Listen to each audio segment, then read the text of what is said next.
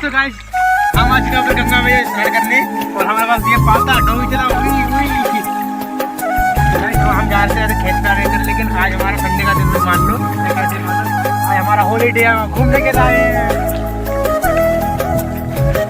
इधर पैर गया तो इधर गया तो सही है।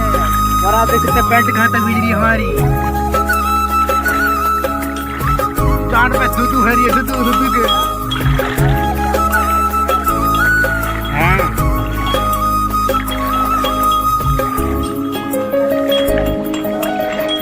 यहाँ पर पतली डोरी चल रही है, इसमें मैं बह जाऊंगा, मर जाऊंगा।